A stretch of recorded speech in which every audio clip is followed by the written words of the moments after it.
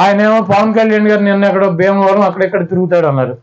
ఆయన విజయవాడ నుంచి వెళ్తాకి భీమవరం వెళ్తాకి హెలికాప్టర్ మాట్లాడుకున్నాడంట. దాంట్లో ఎక్కడ స్కూల్ కాలేజీ విష్ణు కాలేజీ అని దాంట్లో బిల్డింగ్ల మధ్యలో దిగిపోతాడంట హెలికాప్టర్ వేసుకుని. వాళ్ళు ఆర్ఎన్బి వాళ్ళు ఫైర్ వాళ్ళు వెళ్ళి అరే బాబు ఇదేవి రెక్క వెళ్ళి దీనికి అంత తగిలిందంటే ఏదో ఒకటి ప్రమాదం వస్తుంది, మళ్ళీ తర్వాత ప్రభుత్వానికి ఇబ్బంది వస్తుంది, మేము ఏదో చేసామంటారు. కాబట్టి ఇక్కడ కాదు నువ్వు ఊరు బయట ఎక్కడన్నా దిగి ఊళ్ళోకి రమ్మని చెప్తే కాదు నాకు ఇక్కడే కావాలి లేకపోతే నేను వెళ్ళని ఆయన మంగళగిరిలో కూర్చున్నాడు. ఎందుకంటే మీడియా వాళ్ళు అడుగుతారు కదా, ఈ జనంలోకి వెళ్తే అడుగుతారు మనం ఎన్ని సీట్లు పోటీ చేస్తున్నాం, మనం ఏ సీట్లు పోటీ చేస్తున్నాం, కార్యకర్తలు నాయకులు అడుగుతారు. ఈయన వాళ్ళకి సమాధానం చెప్పలేడు, వీళ్ళు సమాధానం చెప్పాలని ఢిల్లీ వాళ్ళు చెప్పాలి. ఈయన ఎన్ని చేస్తున్నాడు ఆయన ఎన్ని చేస్తున్నాడు వాళ్ళు వీళ్ళకి ఎన్ని ఇస్తున్నారని. కాబట్టి ఇవన్నీ తప్పించుకోవడానికి నిన్నటి నుంచి చూస్తున్నా. పవన్ కళ్యాణ్ గారు అంటే విమానం హెలికాప్టర్ అక్కడ దిగలేదు. విజయవాడ నుంచి భీమవరం వెళ్తాకి ఎంతసేపు పడుతుందంటే 1.5 కార్లు వెళ్ళిపోవచ్చు. ఆయన మంగళగిరి నుంచి భీమవరం 1.5 కార్లు వెళ్ళిపోవచ్చు. హెలికాప్టర్ ల్యాండ్ అవ్వదికి ఏళ్ళరా. కొడాలి నాని, పవన్ కళ్యాణ్ భీమవరంకి హెలికాప్టర్లోనే రావాలా, రోడ్డు మీద రాలేడా? విష్ణు కాలేజ్ అడ్డంగా ఉంది అందుకే పర్మిషన్ ఇవ్వలేదు. రోడ్డు మీద రావచ్చు కదా, 3 గంటలే కదా అయ్యేది. ఒకవేళ రాకపోతే వస్తే ఎన్ని సీట్లు అని అడుగుతారు, దానికి భయపడి రాలేదా అని అడిగారు. కొడాలి నాని, నీకు విషయం నీతో మాట్లాడాలి. అయితే ఫస్ట్ నువ్వు ఎందుకు క్లారిటీ ఇవ్వలేకపోయారు? మీరు పవన్ కళ్యాణ్ గారి పర్యటనని మీరు ఎందుకు అడ్డుకున్నారు? మీరు భయపడ్డారు. ఈరోజు పవన్ కళ్యాణ్ గారు భీమవరం పర్యటన అనగానే హెలికాప్టర్ ల్యాండింగ్కి మీరు ఎందుకు పర్మిషన్ ఇవ్వలేకపోయారు? విష్ణు కాలేజే అడ్డం అనుకుంటే ఈ మధ్యలోనే జగన్మోహన్ రెడ్డి భీమవరం పర్యటన చేశారు. అప్పుడు లేని విష్ణు కాలేజీ రాత్రికి పుట్టుకొచ్చేస్తాయా? అంత ఎత్తుకు కట్టేశారా? రాత్రింబవళ్ళు పవన్ కళ్యాణ్ గారు వస్తారని అడ్డంగా కట్టేశారా ఏంటి?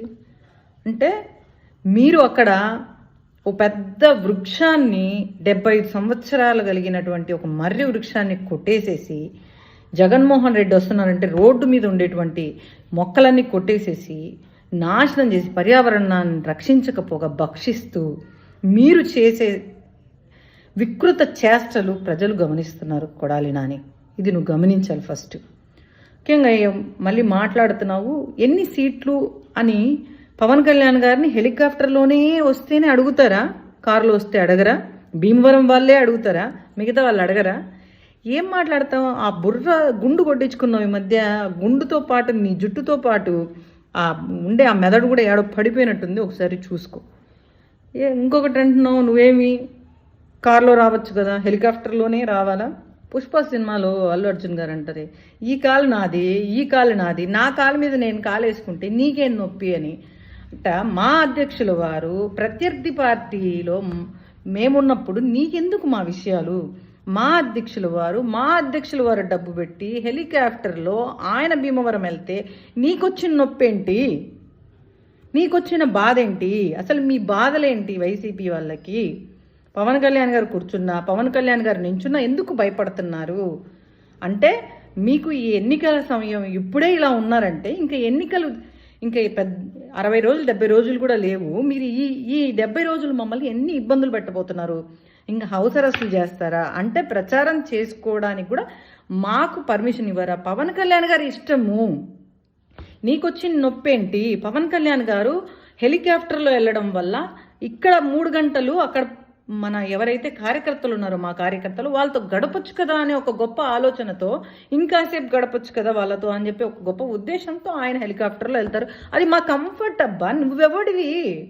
నీకేంది నొప్పి? అది మా ఇష్టం కదా. నువ్వేమన్నా ఆ ప్రోగ్రాంకి భీమవరంలో కార్యనిర్వహణ కమిటీలో ఏమన్నా నువ్వు ఉన్నావా? పోనీ జనసేన పార్టీలో నువ్వేమన్నా పవన్ కళ్యాణ్ గారికి సలహాదారుడివా? నువ్వెవడివి చెప్పడానికి? కోన్కిస్కా నీకేం సంబంధం ఉందని మా పార్టీ గురించి? పవన్ కళ్యాణ్ గారు అట్టు రావాలి ఇటు రావాలని అంటే ప్రత్యర్థి పార్టీలో ఉండే అధ్యక్షులు అధినేతలు ఎలా ఉండాలో మీరు డిసైడ్ చేస్తారా? అంటే మీరు చెప్పినట్టు మేము వినాలా? అసలు నువ్వెవడివి? నీకేం సంబంధము? ముందు నీ గుడివాడ చూసుకో, తర్వాత మిగతా వాళ్ళ పనులు మళ్ళీ చూసుకుంది. సరే కానీ కొడాలి నాని జాగ్రత్తగా మాట్లాడి. సరే, ఓకే, థ్యాంక్ యూ. జై జనసేన, జై హింద్.